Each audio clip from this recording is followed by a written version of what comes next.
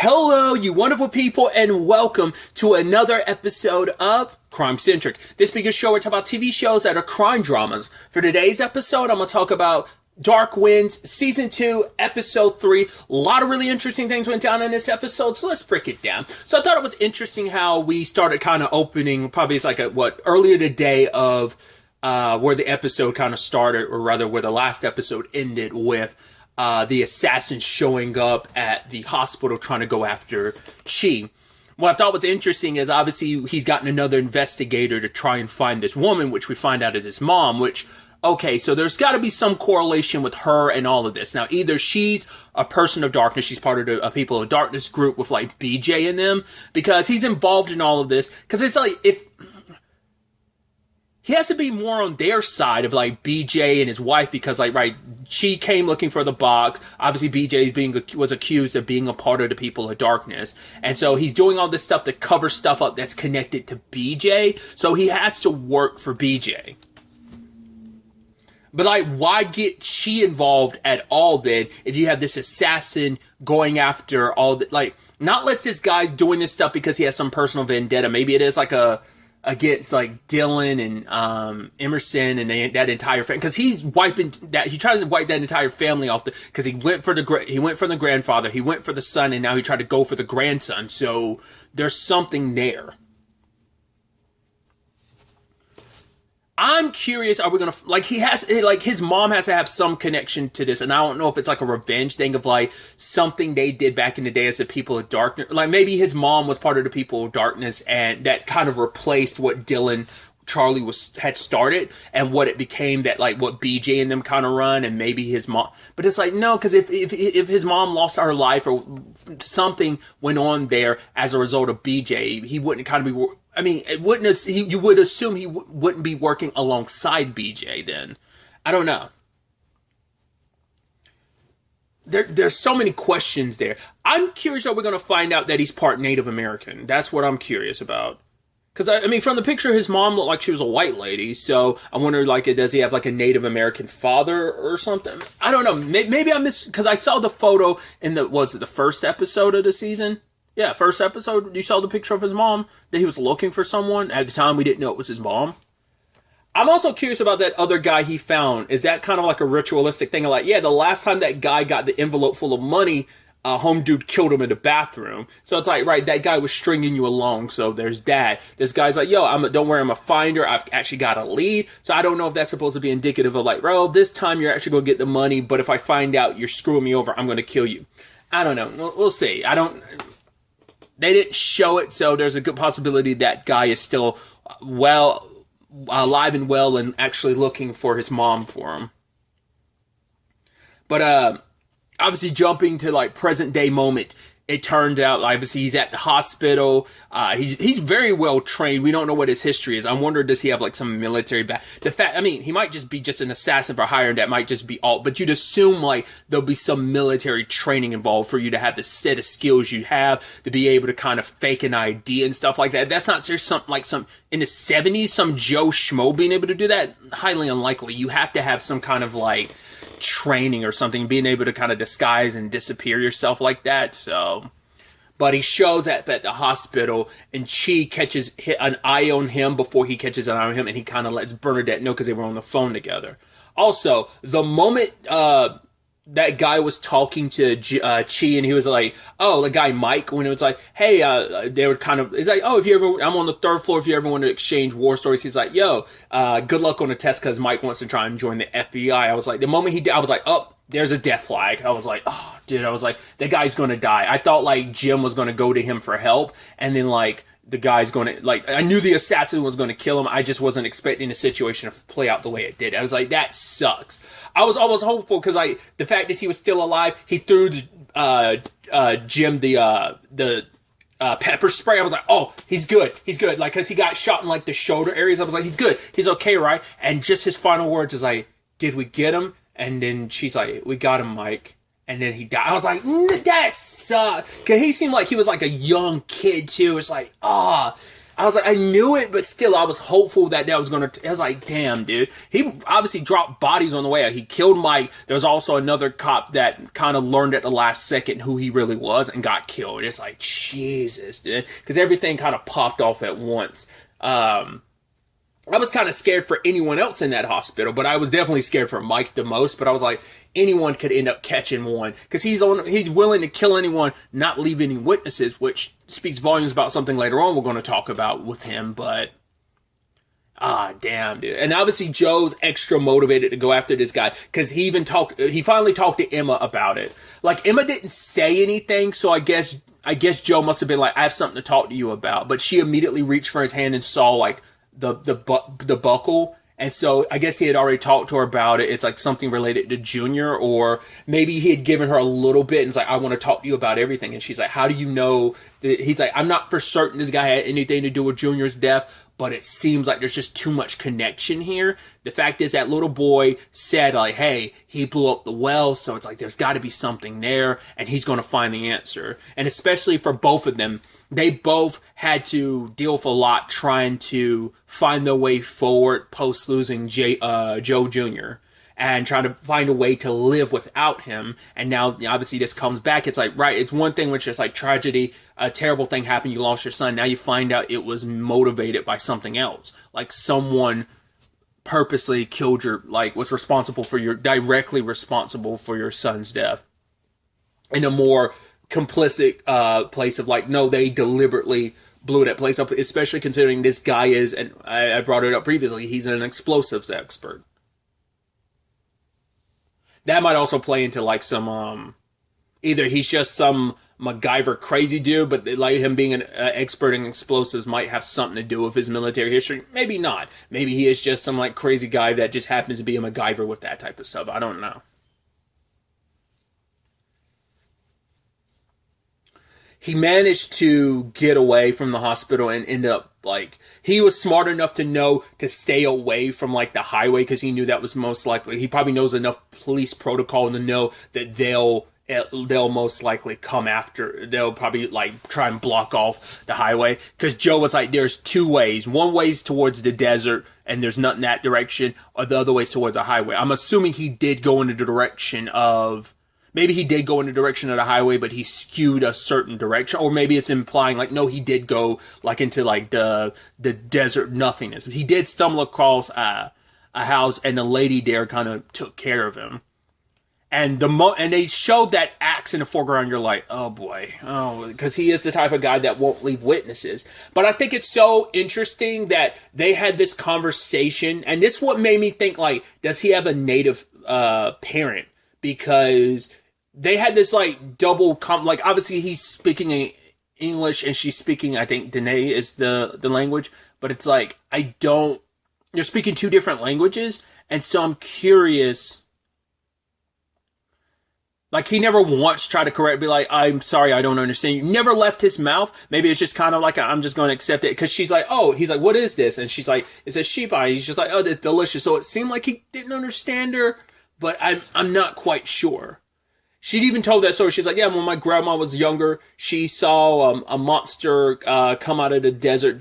Came out of the desert. Yeah, just like you, covered in red hair everywhere. I was like, where's this going? It's like, oh, it was her first time ever meeting an Irish farmer.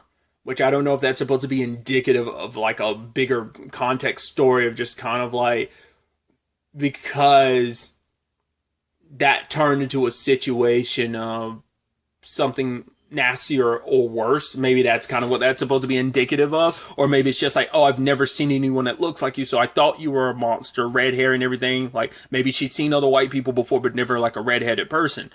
But like I said, that story could have taken a darker turn of like why he might also be referred to as a monster, because maybe he did some monster.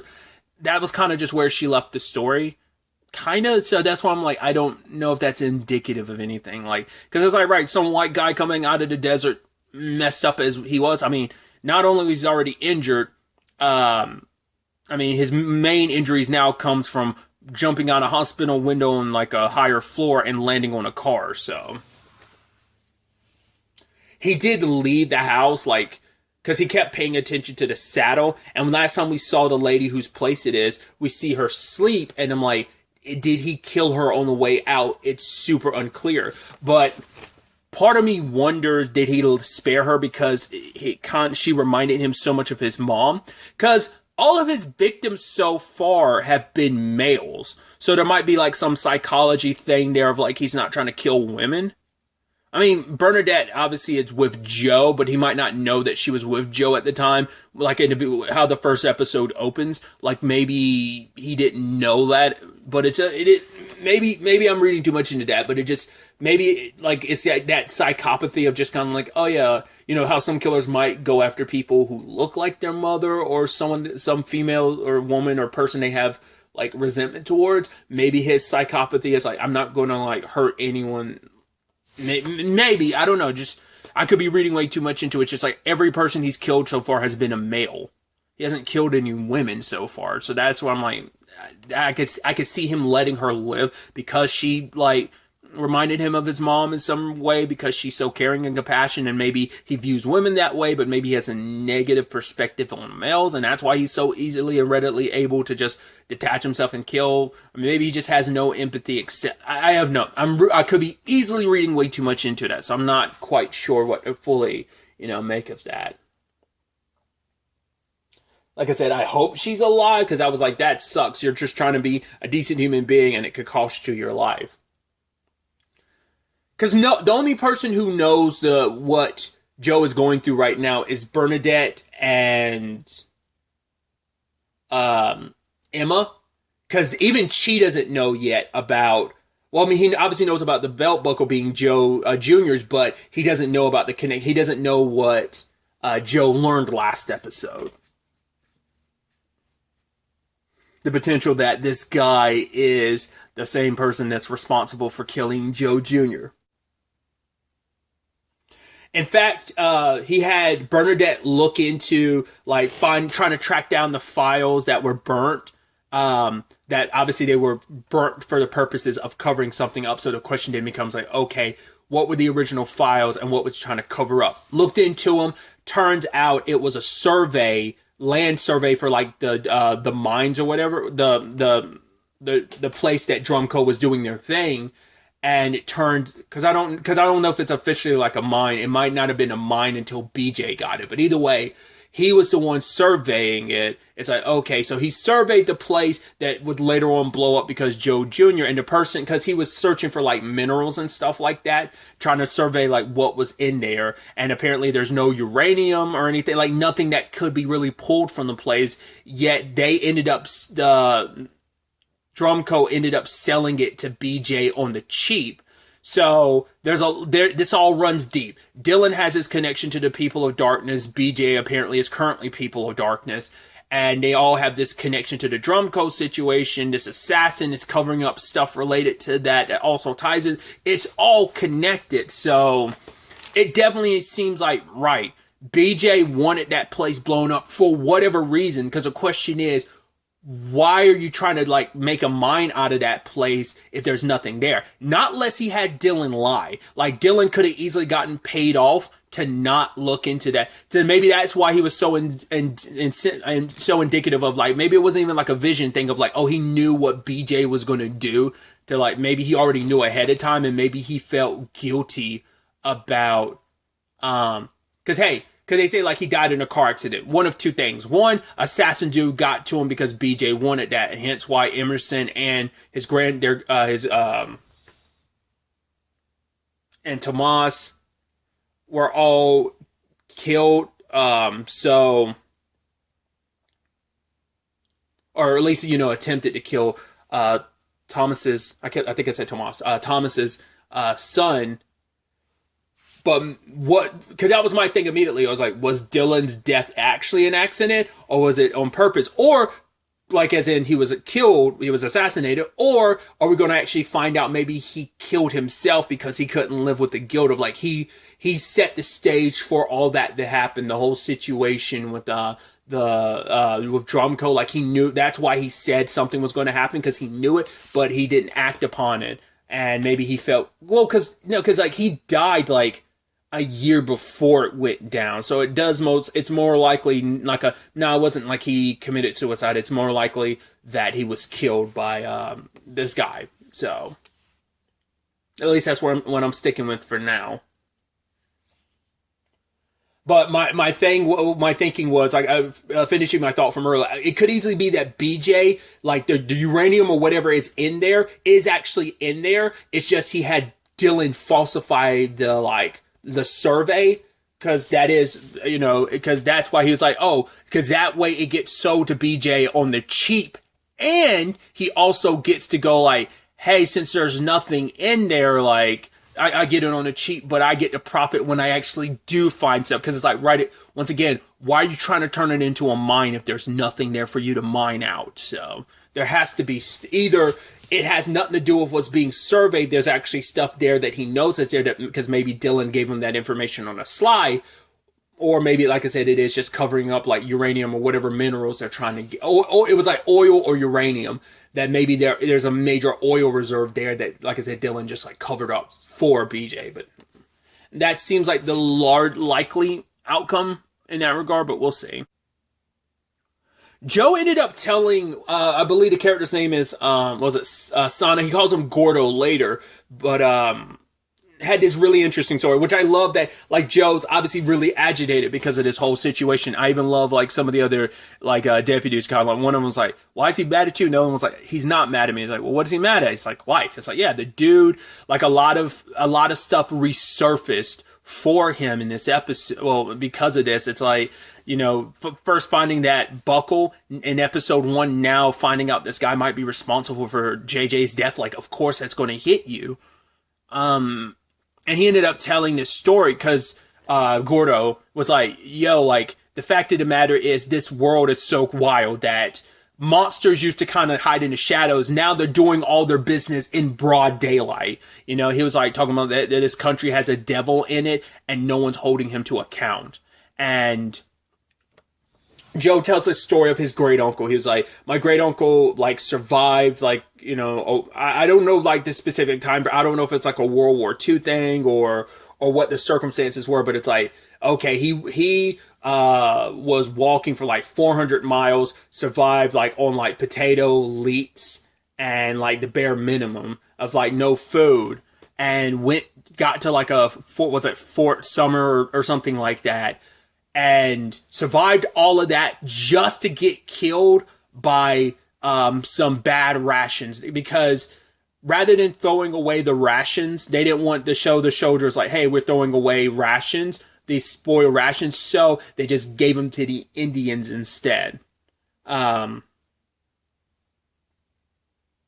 I guess it's like, right, we don't want to see food go to waste. And so it's just, I guess, easier just to be like, yeah, we're giving it to the Indians to kind of cover up. And surviving all that, the cold, starvation, he ended up dying because of the rotten food that he ended up eating. Which even Gordo had that line of like, oh yeah, let's feed it to the Indians. And Gordo's like, yeah, that kind of tracks. The more things change, the more they stay the same of like, yeah, that fits even now. So, and his point to that whole allegory, that the whole story was meant to be that, basically kind of like the monsters were always there, even in broad daylight, they've always been there. We just haven't always noticed them. So just thought that was such an interesting and really heartbreaking story to be like, damn, survived all that. That's like, it's the effed up thing, but it's like anything of like, yeah, you go through all you went through as a soldier during like a war or whatever. You come home and then like, yeah, you get in a car accident or something. It's something wild like that. It's not the same, but it's got the same energy of like, Jesus, you went through all this, survived all of this, and this is how like something like that ended up taking you out. Because the way Joe phrased it too, he's like, right, they offered him food and my great uncle mistook it for kindness. So it kind of seemed like he was like, no, they purposely gave you the food knowing it was going to be, not necessarily knowing it was going to kill you, but they're like, yeah, we know it's not good. We know the rations have gone bad, but we'll give them to you because, we don't care about you. I guess it's like, yeah, so the food doesn't go to waste and no one finds out about the food going bad. It's like, so no one else is tempted to eat it. Let's give it to the natives, so. Which, once again, going back to it, it's like, yeah, very, very sadly, this country's history with indigenous people. You know, feels very like, falls right in line with just kind of like this country's history with the indigenous people. So, in that capacity, in like the early days of this country, well, at least when it was being discovered. You can't see it because it's audio, but I put up quotes around discovered. So.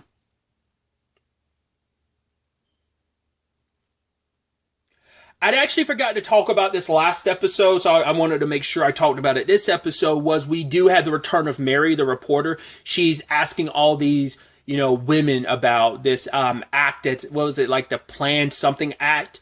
Basically, it's this act being pushed through that I think it sterilizes specifically Native women. As she put it, the statistic is 1 in 4.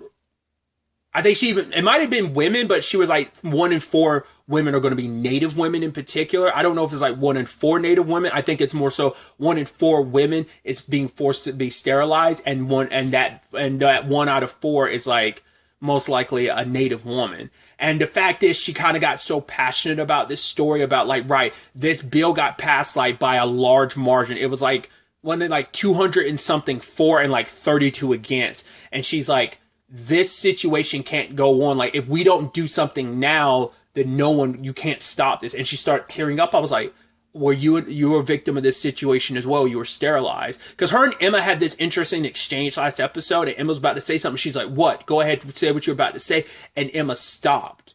Because, Emma's a victim of this situation. And that's why Emma's, like, the episode played out the way it did, where it's like, that guy was like, yo, like, you told her not to go to a hospital, because Emma knows that the moment a Native woman has her child in a hospital, the doctors are going to sterilize her after the fact. And it's like, I'm not letting your choice being taken away from you of like, if you ever want children, I'm never going to let someone else take that away from you. So it's like she's trying to set people up to have home births. And luckily there was a successful one in this episode, so it all worked out.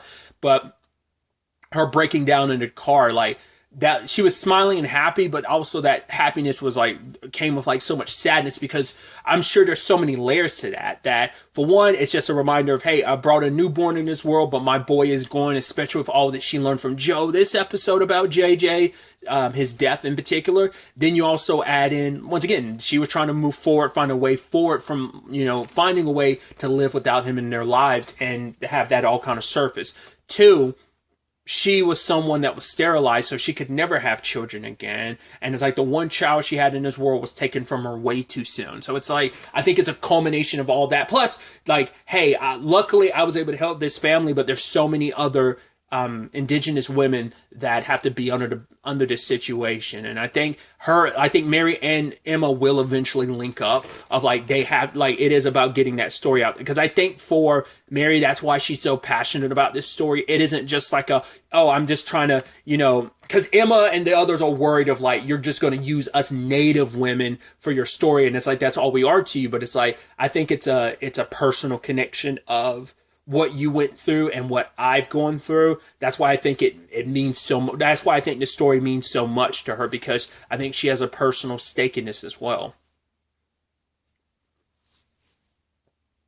Like I said, I think she was sterilized as well, unwillingly sterilized, just like the Native women have been. I did like Jim, because he can't really help out because he's not really a cop anymore. He ends up taking Thomas's son.